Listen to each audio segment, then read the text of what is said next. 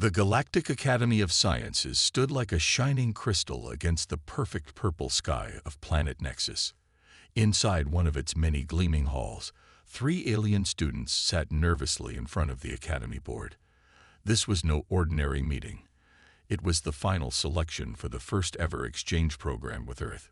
"You 3 have been chosen from over 1,000 applicants," said the board chief, his translucent skin glowing with a soft blue light. "Earth is classified as a Class 12 Deathworld. This is not a simple adventure." Tark, who looked almost like a tall praying mantis with silvery skin, raised one of his 4 hands. "With respect, Chief, I think the classification might be outdated. Humans have already joined the Galactic Council. They even have a professor here, Dr. Park." Next to him, Vela nodded in agreement, her feather-like sensors rippling with excitement. Coming from a race that looked like a cross between a jellyfish and a butterfly, she found humans fascinating. "Dr. Park seems perfectly normal. He teaches some of our most advanced physics classes." The third student, Mira, stayed quiet. Her rocky skin changed colors slightly, showing her uncertainty. Her species came from a planet where everything was predictable. Even the weather was controlled by computers.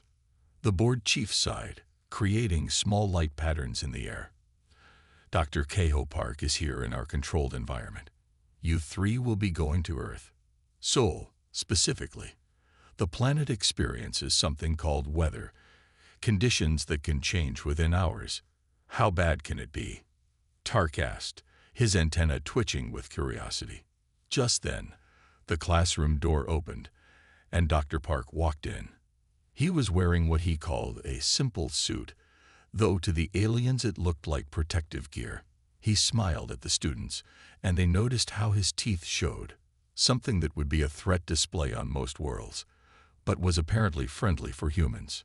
"I'll be accompanying you 3 to Earth," Dr. Park said, his voice warm and encouraging. "You'll be attending Seoul National University for 3 months.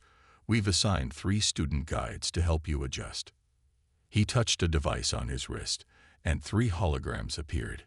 "These are your guides. Han Bin is studying biology. He'll be working with you, Tark. Damai is our top physics student. She'll help you, Vela. And Junho, our geology enthusiast, will be your guide, Mira." The alien students studied the holograms of their human guides. They looked so fragile. No protective shells, no extra limbs, not even basic environmental shields. How did they survive? "Your departure is scheduled for tomorrow," Dr. Park continued. "Pack light. Earth's gravity might be stronger than you're used to. Remember, this is a historic moment. You're not just students, you're ambassadors of your species." That evening, in their private quarters, the 3 friends gathered to prepare for their journey. Tark was checking his environmental suit for the 100th time. "I've read that Earth has something called rain.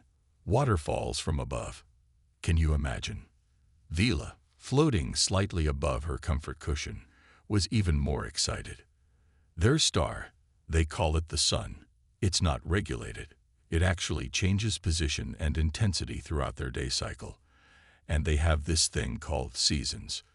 Mira finally spoke up, her rocky skin turning a worried shade of green. "My research shows they have thousands of different climates on one planet.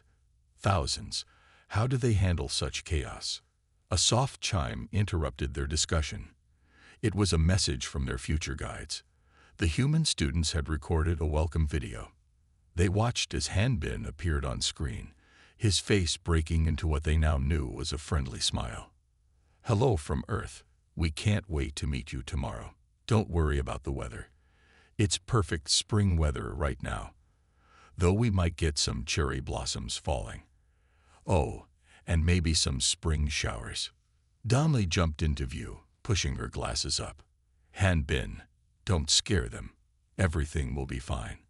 We've prepared your rooms with environmental controls. Though you might want to experience Earth's natural conditions eventually, it's part of the learning experience." Junho appeared last, holding something they didn't recognize. "I've got hiking gear ready. There's this amazing mountain near our university. Oh, right. Maybe we should start with campus tours first. As the video ended, the three alien students looked at each other. What had they gotten themselves into? The next morning, they stood at the Academy's transport platform. Their families had come to see them off. Tark's mother kept adjusting his environmental controls. Villa's parent cluster bubbled with worry, their collective consciousness creating patterns of concern in the air. Mira's foundation unit had carved worried messages into their shared crystal communication surface. Dr. Park arrived right on time, carrying a small bag. Ready for adventure? He asked cheerfully.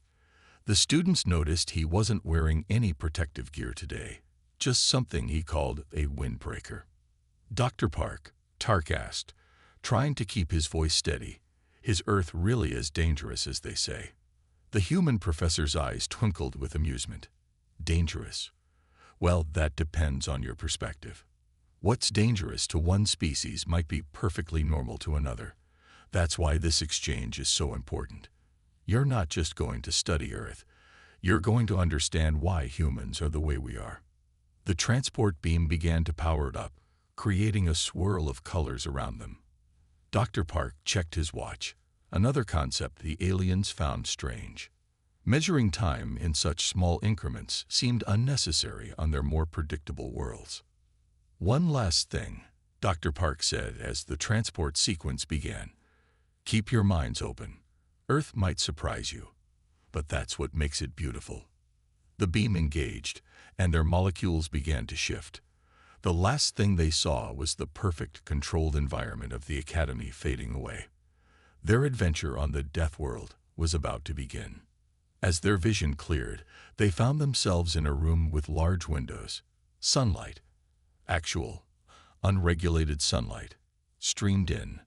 Outside, they could see buildings of various shapes and sizes, trees with pink flowers, and countless humans walking around without any protective gear at all. Welcome to Earth. Their guides were waiting for them, exactly as they'd seen in the hologram. Han Bin stepped forward first, his face showing the human expression of happiness.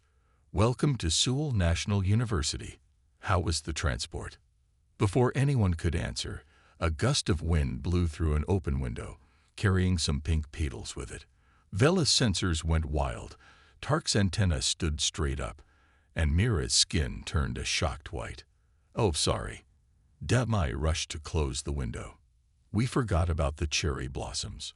Don't worry, they're just flowers. Completely harmless. Dr. Park watched with amusement as his alien students tried to process everything. He remembered his own first days at the Academy, how strange it had felt to be in an environment where everything was controlled and predicted. Now he would help these students understand why Earth's unpredictability had made humans one of the most adaptable species in the galaxy. Jun-Ho was already pulling up a holographic map of the campus. We got your rooms ready in the international dormitory. We installed those environmental controls you requested, but honestly, today's weather is perfect. Maybe we could take a short walk around campus. The three alien students looked at each other, then at their new guides, and finally at Dr. Park. This was what they had come for: to understand, to learn, to experience. Tark was the first to step forward. A walk sounds interesting, but perhaps we could keep our environmental shields at half power, just for now. Of course, Han Bin said. Whatever makes you comfortable. Though I should mention, we're expecting something called spring rain later this week. The adventure had begun. None of them knew it yet, but these 3 months would change not just their understanding of Earth, but of their own species as well. After all, one planet's Deathworld was another species' home. And what a home it was. 1 week had passed since the alien students arrived on Earth. They were slowly getting used to their new surroundings in Seoul, though each day brought new surprises. Their human guides had been patient, explaining everything from the changing shadows as Earth rotated around its sun to the strange concept of weekend breaks.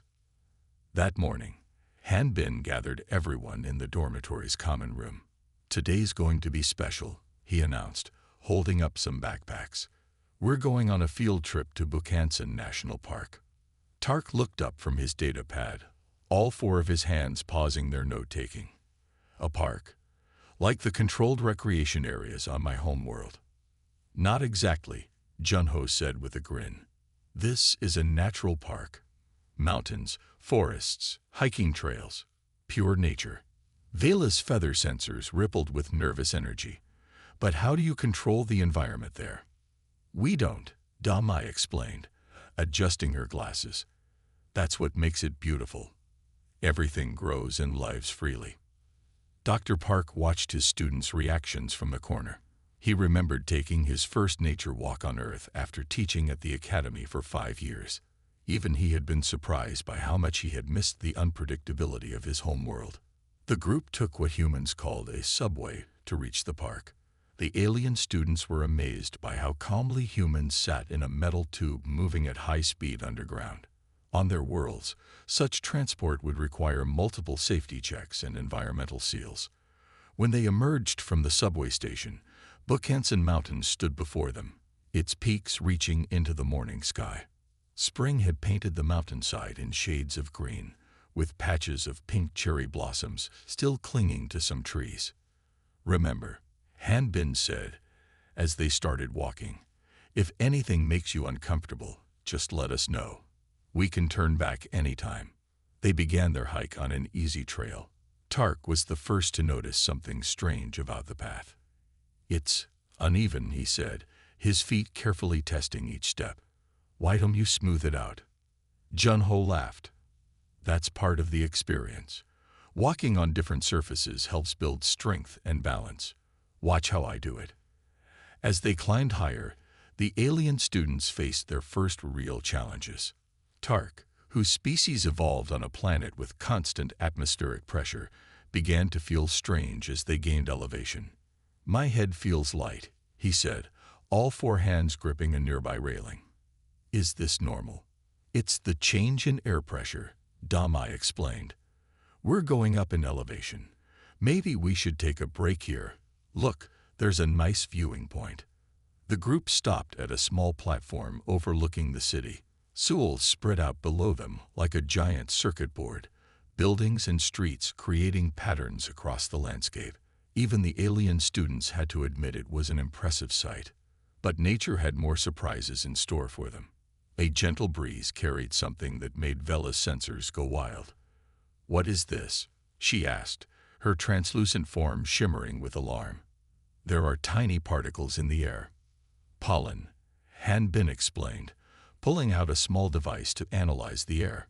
Plants release it for reproduction. Don't worry, your environmental shield should filter most of it out. Mira, who had been quiet most of the morning, suddenly let out a sound that her species used to indicate extreme surprise. Her rocky skin turned a bright orange color. Something is moving on that plant. Something small. Junho bent down to look where she was pointing. Oh, that's just an ant. We have millions of different insect species on Earth. Millions? All three alien students asked at once. Of course, Damai said. Earth's ecosystems are incredibly complex. Every creature, from the smallest insect to the largest animal, plays a role. As they continued their hike, the alien students began to notice more and more details about Earth's untamed environment. They saw birds flying freely through the air, small animals darting through the underbrush, and plants growing in every possible space. On my world, Tark said as they rested near a small stream, we have designated areas for each type of life form. Everything is organized, controlled. That sounds boring, Hanbin said, then quickly added, I mean, different. Different is good. Dr. Park, who had been quietly observing his students, decided to join the conversation. You know, when I first went to the academy, I found it strange how everything was regulated. No unexpected weather, no seasonal changes, no surprising encounters with wildlife. It felt safe, but something was missing. Missing? Vela asked, her sensors swaying gently in the breeze she no longer tried to avoid. Life, Dr. Park said simply. Real, unpredictable, amazing life.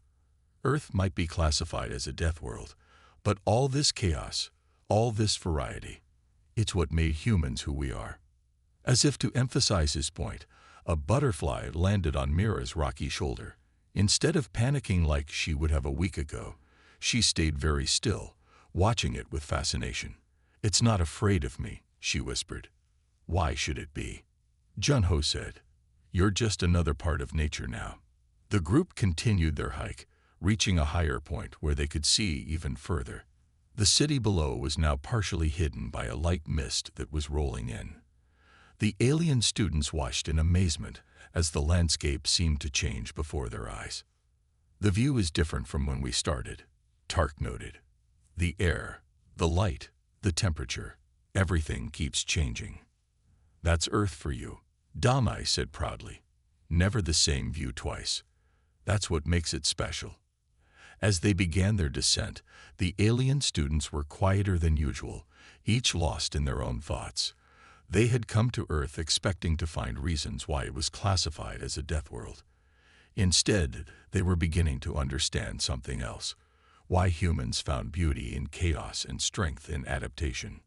Back at the dormitory that evening, the three friends gathered in Tark's room to record their daily observations. But instead of their usual detailed scientific notes, they found themselves writing about different things. Tark wrote about how the uneven ground had actually helped him develop better balance. Vila noted how the changing air currents created patterns she had never experienced before. Mira described the surprising variety of textures she had felt: rough tree bark, smooth stones, soft moss. "Maybe," Vela said as they finished their notes, "we've been thinking about this all wrong. What if Earth isn't a death world at all?" "What do you mean?" Tark asked. "Well, look at humans. They don't just survive here, they thrive. Maybe all this chaos, all these challenges, maybe that's exactly what life needs to become stronger." From his office window, Dr. Park watched the city lights come on as evening fell. He smiled, remembering his own journey from seeing Earth as a dangerous, unpredictable planet to understanding it as a place of endless possibilities. His students were beginning to understand too, and this was just the beginning of their adventure. Little did they know, Earth had many more surprises in store for them. But somehow, the idea didn't seem quite as frightening as it had just a week ago. 2 months had passed since the alien students arrived on Earth. They had grown more comfortable with their surroundings, even venturing outside without full environmental shields on calm days. But Earth wasn't done teaching them about its wild nature. One quiet afternoon, as they sat in the university library studying, the first surprise came. The building began to shake. Books rattled on their shelves, and the lights swayed gently above them. "Emergency!" Tark shouted, all 4 hands grabbing the table. "The building is falling apart." But their human classmates barely looked up from their books. Han Bin calmly put down his pencil and said, "It's just a small earthquake. Maybe magnitude 3 or 4, nothing to worry about." Vela's whole body had turned a pale white color. "Just an earthquake. Your planet's crust moves, and you call it just an earthquake." "Earth's surface is always moving," Damai explained, pushing her glasses back up. "These small tremors happen all the time. Our buildings are designed to handle much stronger ones."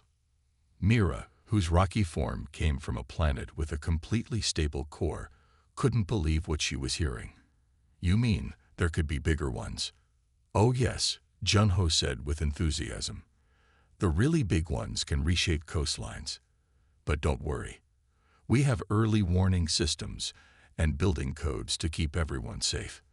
The alien students huddled together, processing this information. On their homeworlds, any movement of the ground would be considered a major disaster. Here on Earth, humans treated it like a minor interruption. But Earth wasn't finished with its demonstrations. Later that week, as they walked across campus, the sky suddenly turned dark. Thunder boomed overhead, making Tark's antenna stand straight up in alarm. "What's happening now?" he asked, his voice shaking. "Looks like we're getting a summer thunderstorm," Han Bin said, pulling out an umbrella. "Here, You might want this." Before the alien students could ask why, rain began pouring from the sky. Lightning flashed, illuminating the clouds in brilliant displays of light. Thunder followed, sending vibrations through the air. "This is what you call rain." Vela gasped, her sensors going wild from the electrical activity in the atmosphere. "It's like your planet is attacking itself." Delmay laughed, opening her own umbrella. "Actually, these storms are essential for life on Earth. The lightning helps create nutrients in the soil, and the rain feeds all our plants and fills our rivers." The alien students watched in amazement as humans ran through the rain, some without even using umbrellas. Children jumped in puddles, laughing as water splashed around them. It seemed impossible that anyone could find joy in such chaos. But the real challenge came the following week. Earth decided to show them what humans called a heat wave, followed by a sudden temperature drop and more rain. "The temperature has increased by 15 degrees in 3 days," Mira exclaimed, her rocky skin changing colors rapidly. "How are you all still functioning?" They sat in the campus cafe, watching humans walk by outside. Some were wearing light clothing, others carried water bottles, but everyone continued their daily activities as if nothing unusual was happening. "Humans are good at adapting," Dr. Park explained, joining them with cold drinks. "Our bodies can handle a wide range of temperatures. Plus, we've developed lots of ways to stay comfortable." "But how do you plan for anything?" Tark asked, using all 4 hands to count the different weather conditions they'd experienced. "The temperature changes, the ground moves, water falls from the sky, and sometimes it's all happening at once." Han Bin smiled, sliding a tablet across the table. "Take a look at this. It's a history of major natural events on Earth." The alien students gathered around the screen, their eyes growing wider as they scrolled through the list. Volcanic eruptions that changed global temperatures, earthquakes that moved entire islands, storms that could flood whole cities. "And humans survived all of this?" Vela asked in disbelief. "Not just survived," Damai said proudly. "We learned from each event. We built better buildings, developed warning systems, created new technologies. Each challenge made us stronger." Junho pulled up another screen showing human migration patterns throughout history. "See these routes? Our ancestors traveled across continents, adapting to every environment they found. Desert, tundra, mountains, forests. Humans found ways to live everywhere." Dr. Park watched his students as they studied the information. He could see the moment of understanding beginning to dawn in their expressions. "So that's why Earth is called a Deathworld," Mira said slowly. "Not because it's trying to kill you, but because it never stops challenging you." "Exactly," Dr. Park nodded. "Every day on Earth is different. We can predict some things, but we always have to be ready for the unexpected." That evening, as another storm rolled in, the alien students didn't hide in their rooms. Instead, they joined their human friends on the dormitory's covered porch, watching nature's display. Lightning lit up the sky in brilliant patterns. Thunder rolled across the city. Rain created rivers on the sidewalks.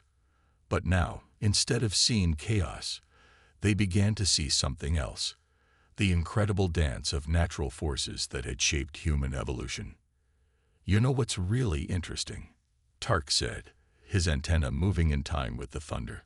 "On our worlds, we changed our environments to suit us. But here, the environment changed us." Vela finished his thought. "And it's still changing you, isn't it?" Han Bin nodded.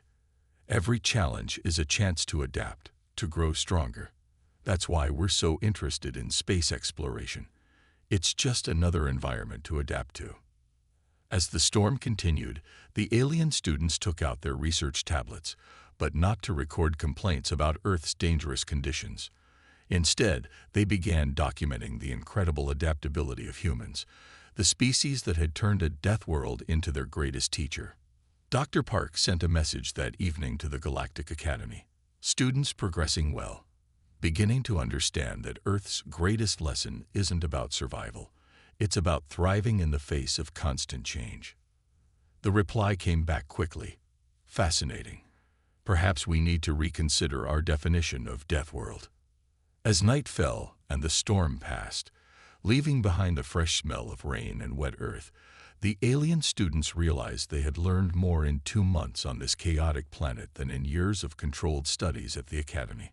And somewhere in that realization was an important truth about the nature of life itself. The final week of the exchange program arrived faster than anyone expected.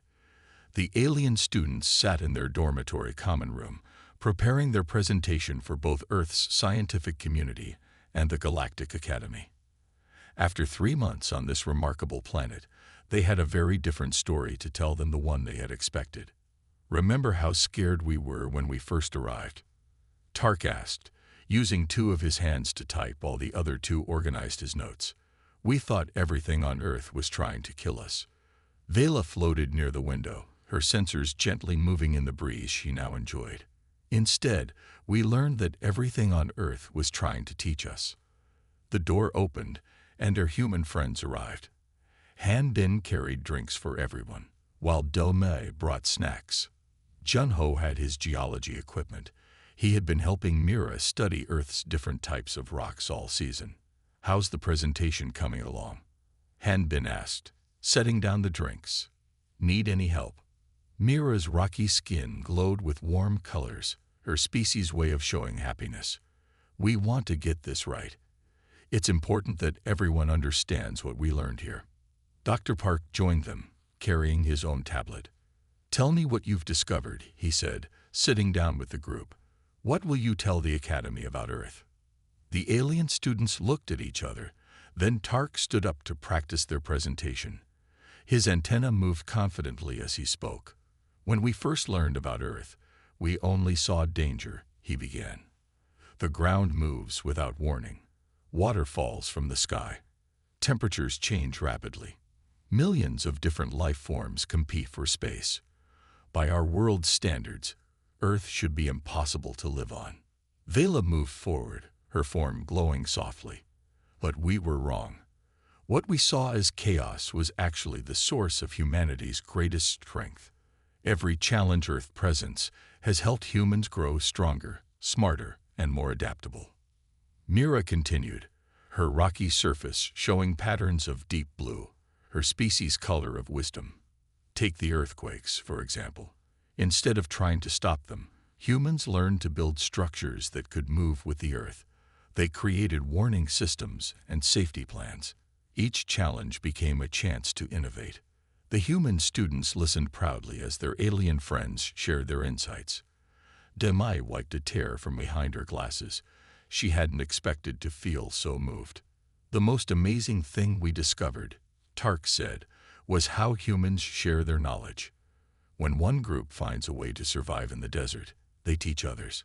When another group creates better buildings for earthquakes, they share the designs. Humans don't just adapt. They help each other adapt." Dr. Park nodded encouragingly. "And what about the classification of Earth as a death world?" Vela's sensors rippled with excitement. "We believe this classification is too simple.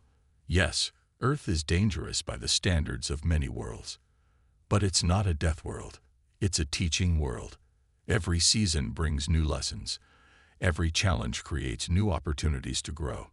"Think about it," Mira added. "On our worlds, we changed our environments to make them safe and predictable. But Earth changed humans, making them stronger, more creative, and more resilient. That's why humans adapt so quickly to other planets. They're used to adapting to change." The room fell quiet as everyone thought about these words. Outside, a light rain began to fall, and thunder rumbled in the distance. None of the alien students flinched. Instead, they smiled, remembering how far they had come. "There's one more thing," Tark said, standing straighter. "We want to request an extension of our stay on Earth." This surprised everyone, even Dr. Park. "An extension?" he asked. "Why?" "Because we've only begun to learn," Vela explained. "We've seen one season in one city. Earth has so much more to teach us." Mira's colors shifted to show determination. "We want to understand how humans live in different parts of Earth. The deserts, the Arctic, the rainforests. Each place must have its own lessons. The human students broke into wide smiles. Han Bin jumped up excitedly. I can show you Korea's mountains in winter. The snow changes everything. And I can take you to the coast. Junho added. Wait until you see how humans learn to live with the ocean. Dumai was already pulling up maps on her tablet. We could visit research stations in different climate zones. Think of all the data we could collect. Dr. Park watched this exchange with pride. When he had first proposed this exchange program to the Galactic Academy, many had thought it was too risky. They worried that Earth would frighten the alien students, that the challenges would be too much for them. Instead, Earth had done what it had always done. It had taught those willing to learn. It had shown them that true strength comes not from avoiding challenges, but from facing them and adapting. That evening, as the group celebrated their successful presentation practice, they gathered on the dormitory roof. The storm had passed, leaving behind a clear sky filled with stars. The alien students looked up, seeing their homeworlds as distant points of light. You know what's funny? Tark said softly. We came here thinking we would study Earth's dangers. Instead, we learned about hope. Vila agreed, her form reflecting the starlight. Every challenge on Earth comes with a chance to grow stronger. No wonder humans look at the stars and see opportunities instead of dangers. And now, so do we, Mira added. The human students listened to their friends with pride. Han Bin, Damai, and Junho had learned just as much from teaching as the aliens had from learning. They had seen their own world through new eyes and gained a deeper appreciation for humanity's journey. Dr. Park sent his final report to the Galactic Academy that night. It was short but powerful. Success beyond expectations. Students have not only survived Earth's challenges, but have embraced them. Recommend reclassifying Earth from Deathworld to Crucible of Innovation. These students will change how the galaxy sees our world. As the stars wheeled overhead, the group of friends, human and alien alike, talked about their future plans. They would explore Earth's harshest deserts and highest mountains. They would study the deepest oceans and the thickest jungles. Each new challenge would be a chance to learn, to grow, to understand. Because that was the true lesson of Earth. It wasn't about survival. It was about turning challenges into opportunities, about growing stronger through adversity, and about sharing that strength with others. The Deathworld had become their greatest teacher, and their journey was just beginning.